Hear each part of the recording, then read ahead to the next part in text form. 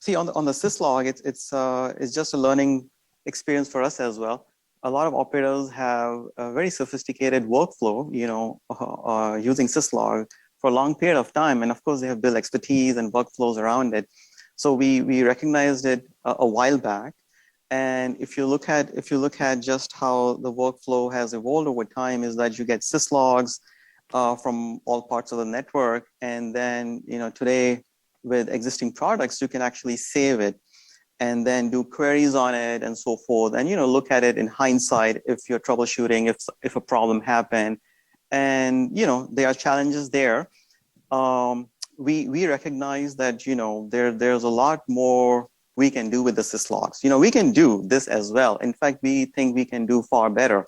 So for example, in terms of looking in the past, using Augtera, you can actually say, well, give me all the syslogs from one part of the network, which is dealing with FPC health. You can do these kind of queries because I think I said something about the meta info. One of our key strengths is to actually take meta info and apply to a general events, metrics, and so forth. But this slide actually is talking about something more, right? Just not about looking the data in the past and queries and regex. In the interest of time, what we skipped a few things, but I just want to set the stage so we understand all of this, is that Augtera can do ingestion really based on so many types, but there are really two, push and pull. So syslog is obviously a push model, and we're getting in a production network like 1 billion syslogs a day. And of course, we want to process all of those in real time because otherwise the value add downstream does not happen. So there is really a tech which can scale horizontally and not really drop a single syslog really. And customers have designed their network that they are sending us duplicate streams sometimes just because for redundancy. Sometimes we get 4 streams, so now you just multiply that much, right? And of course, you can have primary and DR systems, and we have that deployment as well. So there's a sophisticated tag which can actually take all of this in real time and send it, and then downstream is where a lot of magic is happening. And the first is to actually decode the syslogs. And I think Rahul said before, over time, we have seen that this is just amazing that, there are 2 RFCs, but still there are like 50 million formats. It's just amazing. I feel the pain for all the operators because this is rather a simple thing could be easily solved. So over time, we have built a library to support as many formats. Now, this is very crucial. So far in the existing use cases, you don't really have to understand what an application is because you're looking at the text as a whole. For us, it's a blocker. If we can't parse the application correctly, then later on when we're doing ML, will lose its value. So correctly parsing a syslog in real time and classifying all the fields, all the structured data was something we have built over time, right? So if you're with me all this long, okay, now what else can we do, right? So one thing we haven't spoken a lot is in general, the ML, the way we let operators use is, if you think about it, you want to do machine learning and the question is on what, right? And Augtera cannot decide for you, right? It cannot comes up with that, okay, do ML on interface or optical lane or something, right? You are defining that, what, I want to do machine learning on an aggregate object that could be all the interfaces, all the core facing interfaces, and you can define this. So this capability to define what to do ML on is one of our very key strengths in the ML. In other words, you are dynamically creating objects. And hence, I think you asked this question, do we prime something synthetic data in terms of learning? Well, it can't happen because, you are defining something ad hoc on the fly. So we are always in an unsupervised online learning mode. We learn based on what you have defined, So there is no way for us to actually prime these things. So that's relevant for syslog too, because now you're saying what is important for syslog, right? Is it an application? Is it application severity? Is it a combination of two? Is it actually device application severity, right? So there are so many ways to think about syslog, and you might do all of those depending on your use cases. So what we do is we get a stream of syslogs in real time. We are learning patterns for the ML constructs that you have defined, right? So for sake of example, I'll take application comma severity as sort of your construct that you care that, across my application, across my network, these two, the combination of these two is actually rather important for me, So if you have a routing daemon, your favorite routing daemon, comma error, and you want to basically build model on that. And so you can tell Augtera that, go learn the patterns for this application comma severity across the network, or you can pick part of the network, or you can apply other filtering rules. At this point, every single syslog, right, is getting processed in real time, and the models are building on the patterns. I'll take you iteratively the whole workflow. And as these models are built, right, there is a way for us to actually process them, identify, clusters, identify groups of patterns, identify that, we learn so many unique messages for one application comma severity. There are many applications we see who are rather simple, but then there are few which dominate the complete network. Generally, there are, routing and stuff like that, kernel too. So in the end, now you have a very big insight, which you do not have what is shown as a log store here. What you're able to see, and we see it, that in billions of syslogs a day, you might actually see that there are only 1,000 unique messages in a day, right? And by unique message, I mean that, if you have, I'll take a very simple example. If you have a syslog, which is saying, my BGP neighbor IP address is down, and that neighbor IP address is changing 10 times, we call that as a unique message. It's just it has a variable word. So this insight that you have just 1,000 or some number of unique messages itself is a big insight of the tech. But as we go along and build these patterns, what we're really allowing you to do is solve many use cases. And one of the very dominant use case is a 0-day, what we call 0-day, right? And why is this important? Because, one of the other things we solve is we can actually do rate anomaly, okay? And there are many use cases, customers have deployed it. What they have seen is that, suddenly there is a pattern of a burst in a syslog from a particular device or across devices. And generally it's, tells you there is something going wrong, right? It happens a lot. But of course, it's also very noisy. So you get a lot of false positives. So that's okay. But there are cases where one important syslog happened, and of course, the rate algorithms won't catch it because just one.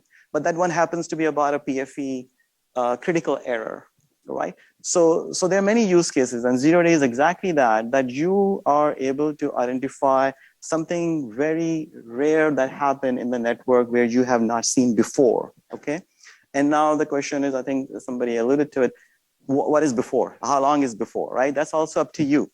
In your application, you might say, well, you know what, forget history beyond 1 month, because that's my knowledge, that's my domain knowledge, forget patterns which you learn,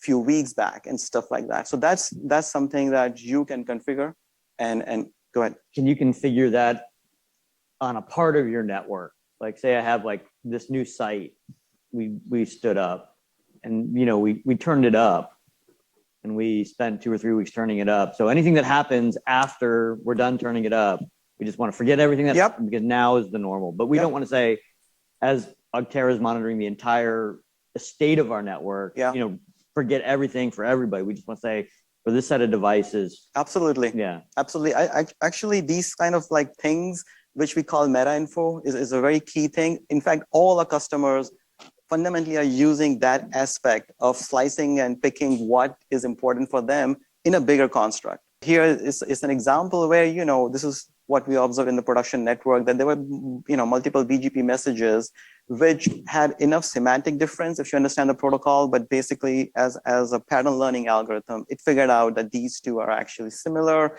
and we looked at other PFE logs which were similar, but suddenly we saw a license which did not match any existing pattern, right? So that becomes sort of like an alert for our customers. This is what they're looking for. Yeah. So this one I went over a little bit. We can go over as much, but this is what's happening here again to reiterate. You're getting millions of messages per hour, right? And as you are creating these logs into similarity groups, right? You're creating these groups and taking it all the way to the end of the workflow. And some of these groups are completely exposed. Customers are saying, you know what, out of these 100 groups, these are very important for me. I want tickets on these and so forth. And here it really is an example where one of the groups, what the customer really wanted was from an application that they wanted alert on, right? So the similarity groups is how we actually do 0 day. But in future, we have a roadmap of many other features that will come out of this tech because, we can do rate anomalies on patterns and so forth. Hey, good morning. My name is Jim Meehan. I head up product at Augtera. So I want to run you through a quick demo of our 0 day syslog. So this is a production network. We have about 30 days of syslog history. And these are 3 events that came out of the 0 day detection algorithm that Bhupesh was just describing. So you can see what the context of the message here is. If you look at the last one, this is sort of an interesting example about a routing engine chassis socket closed abruptly. So if you go Google this message, right, you'll find that this is related to FPE failover in a Juniper chassis.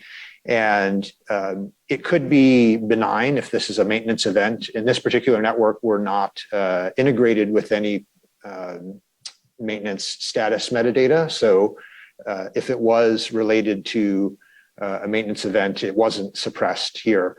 But if it was not related to a maintenance event, then this is like a significant incident, right? A hardware failure, essentially, that would definitely warrant some deeper investigation into what was happening in this network.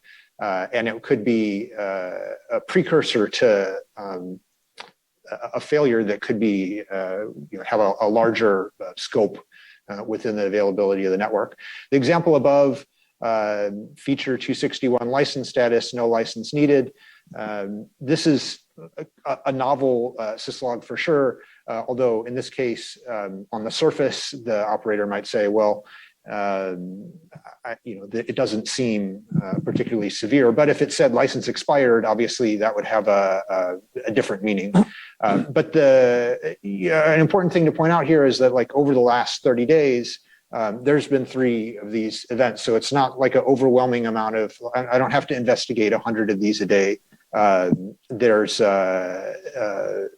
the sense from our customers that the incidents that we're producing are worthwhile to look at. If I go to another tab, they also have a dashboard view of this. You can see on the right the total volume of syslog that we're getting. This is a backbone with 30 or so routers in it. We're getting about 3,000 messages an hour. On the left, you can see a much lower rate of 0 day syslog events. And then down below that, we have sort of a heat map about how that looks broken down by application, by device, and by severity. This may not be something that you would look at on a day-to-day basis, but just to get a deeper understanding of how the tech works, I have a query here that looks at the clusters that are produced by the algorithm from one particular device. And so you can see cluster 0 has this vocabulary associated with it. Cluster 1 has this vocabulary associated with it. And you can see the frequency of how often those terms appear. And then you can filter down on individual clusters too. So I can see the the vocabulary associated with this cluster. So essentially, when we see a message come in with vocabulary that doesn't fit any existing cluster, we can produce the notification about a zero-day syslog event, which is essentially a new cluster because the terms don't fit the ones that we've seen in the past. And then you can, if you want to get a view of like some of the specific log messages that are associated with the cluster, you could pick a specific term like this is sort of an interesting term, blue chip. So this, not to derail you here, but this Sure. looks like a very interesting low-level diagnostic. I know a little bit about ML terminology to kind of peek under the hood, but as an operator, what I'm looking for is, for example, let's say I have an interface somewhere in my billions of interfaces that for some reason has been flapping really fast. I just want to go to a dashboard that says, hey, we've noticed that this particular interface is flapping really fast for some weird reason. You might want to look at it. And another vendor had a really cool terminology for the way that an operator would see that dashboard. They called it like, I think, their cup of coffee in the morning dashboard. Like somebody wakes up, look at this dashboard, and you're like, these things, this is kind of your hot sheet. Yeah. It's like to detect that automatically, because while this is really interesting, and it is to me, I'm trying to empathize with my operators who are like, all right, how am I going to use this every day to get what I need to know, to get the signal out of the noise? Yeah, so I'll have John in a second show you the type of detection that's associated with like syslog rate anomalies, right? Which is more what you're talking about. Like there's a device it's producing, or it could be like trap rate anomalies, right? Where something is going back and forth. It's a message that I might see commonly in my network about a link going up or down, but in this case, the volume of that message has increased dramatically. The zero-day syslog functionality is really designed to catch things that you've never seen before in your network, like an FPC, an ASIC fails in an FPC, right? And the device kicks out a message that is totally unique. The reason we built this is because several customers told us that a lot of the genesis of their major outages was that type of issue, like something funky that I've never seen before. And it was, in hindsight, preceded by a novel message. Yeah, I totally get that. Yeah. I think what I'm trying to get to is like, let's presume, let's presume that you've got this technology that does this zero-day anomaly. What I don't want to get mixed messages about is the way that I see that as an operator, that I have to dig and crawl through. Those last two tabs I was showing is more like this is how it works, but that's not what you would be looking at on a day-to-day. So I think there are many ways to consume the data, right? The one is we have sort of mentioned this, but only so much you can demo, is most customers would take these anomalies and either send them to their SRE teams using Slack or any collaborative software, or they would send it to their level 1, sometimes level 2 NOC using a ticketing software. And usually what would happen is that if the customer finds that really the zero-day anomaly, so from billions of logs, you found this one event which you really need to look at, someone needs to look at it. That's the key point, right? So the question is, you decide who is that someone. Is that the SRE team? Is it level 1 NOC, level 2 NOC? And whatever tool they're using, whether that tool is Slack or that tool is, maybe it could be a proprietary notification system, you feed it in that. Once they get that anomaly, then they can come to the Augtera UI. I think what gets lost sometimes in these demos, very hard to get across, is that Augtera UI is not the destination. It's in fact, our mindset is, I'll talk about your cup of coffee dashboard, but where we want to take the industry and where our customers are taking the industry is that automation. So find things automatically and alert people that they need to do something. Once they have been alerted, then you've got a very sophisticated UI with dashboards to do whatever you want. Now, there is another point here. Some customers do want a cup of coffee dashboard, and we have that. So you can build a UI, and I think Jim showed a bit of that, where you can say, okay, I wake up in the morning, let me look at all my zero-day syslog anomalies. Right. And let me also look at my rate syslog anomalies. And let me look at all the anomalies which are caught by what we call pre-known patterns. We call them classifiers. sort of 3 buckets of syslog. And I have one dashboard, I look at that. And oh, by the way, I also want to look at my metric anomalies, which I really care about. So we can build dashboards for you all day long. That is not the hard problem. I just want to point that out. But we have that because obviously it's needed in operational workflows. Does that answer your question? Yeah, for sure. I just wanted to try to understand what the user experience might be and where you want the user experience or your expected user experience to be. So that was very helpful. Here we go. So in this, to finish this kind of session out, we're going to show some live examples of syslog in syslog anomaly detection. As we mentioned before, we have this analytics side of our software and we have the anomalies in different kind of views. In this case, I'm looking at syslog data in my lab. And I have devices, I have application. We call this thing to the right a pin board. It just shows top X, top severity, whatever description. Now, this is a pretty, it's pretty static right here. What I'm going to do is go to my switch. I'm going to click a button, and you're going to see a bunch of syslogs happen, right? Which does happen on network quite often when we have an issue. Now, what'll happen here is, in pretty much real time as you saw it, we have this spike in syslog, right? That correlates back to what I just did. Now, to drill into this data a little bit, and we're just going to end with a nice Slack notification, is look down here. You see like typical syslog dimensions, like device name, application.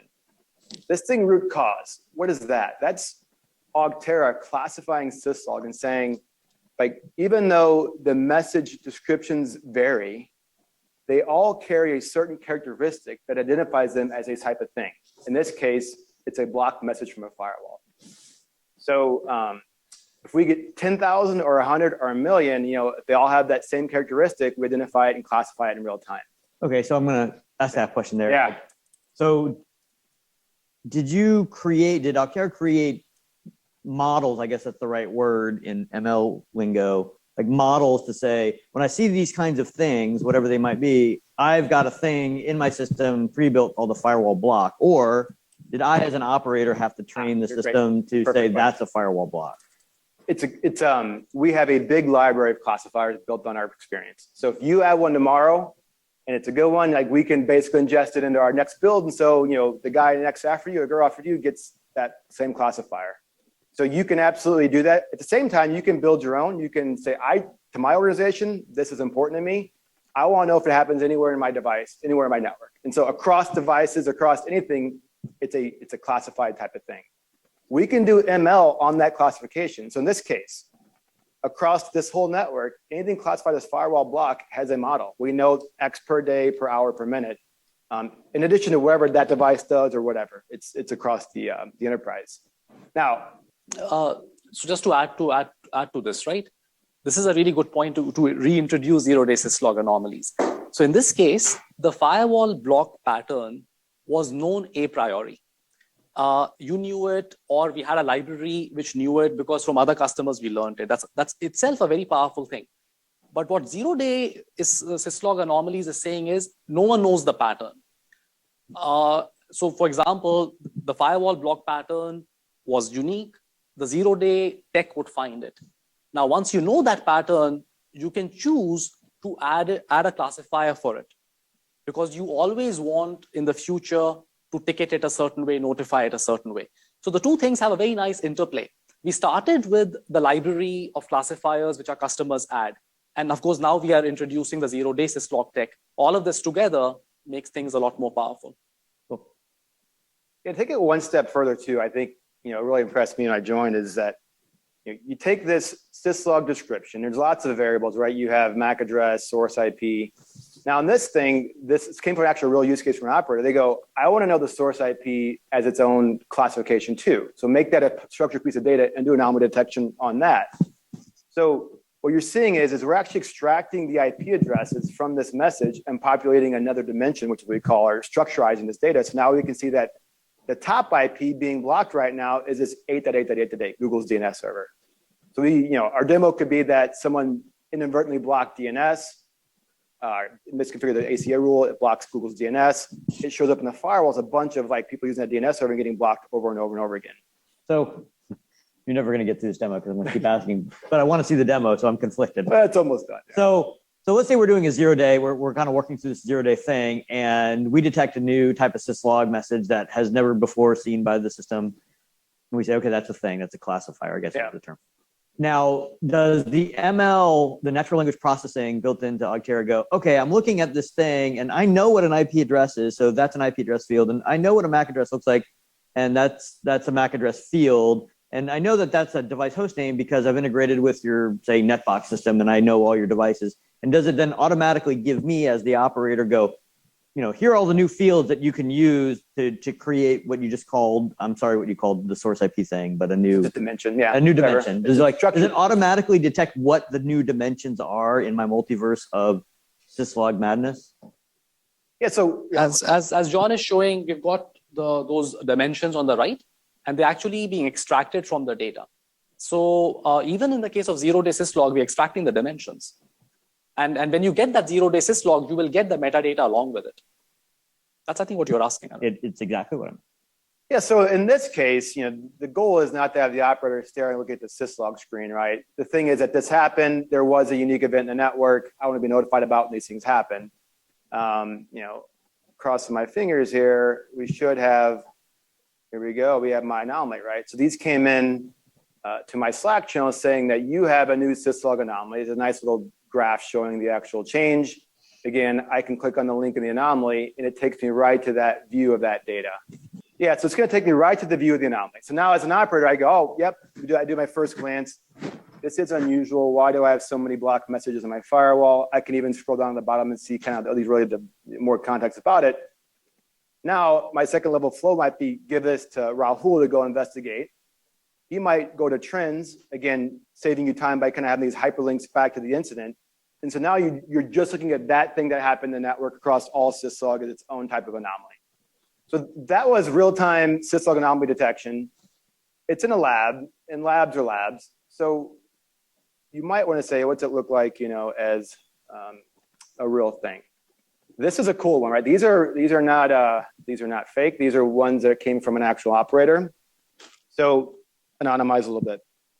You can see there's a very small pattern here, a few here and there, a huge jump, 1600. And their device name, the error level, the application. Now in this case, we put the text in the anomaly. So I hit the plus button, and very, very quickly I see that this is actually a link flap.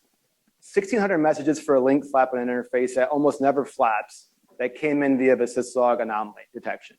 So now as an operator, I know very quickly there's something going on that would be interesting to me. I need to go investigate this. They likely would never have known about that in just their syslog tool because nothing's classifying it, looking at it in real time like we are, and generating a notification. This, again, would be a Slack notification with context about it to the operator like you just saw. Another good example of this is even like with security on network devices. So what you'll see here, if you look down, this April 25th is actually a good one. 9 to 10 p.m., you have several. I should close my email. These are all related to a similar event. And if I click on the syslog text, you'll see that it's related to someone trying to SSH into my network and failing over and over again. And what's happened is someone misconfigured an ACL, opened up SSH to the public for a little while, but then someone really started hammering, right? They started nailing it over and over again, 4,000 sessions in an hour. Oh, and by the way, it's across several of my devices at the same time period. And so again, these come into the team as tickets. But now as an operator, I know exactly what's going on. I have multiple devices with SSH brute force attacks. I can go to my change control and see, all right, who modified something when, or when this exactly happened, right? I can drill down and look at this in more detail in our analytics views. So I could do it here, or I could click a button and go to an actual real-time view of syslog data. So that's a sample production kind of syslog anomaly that we would see, as opposed to a lab where you can kind of see classification. So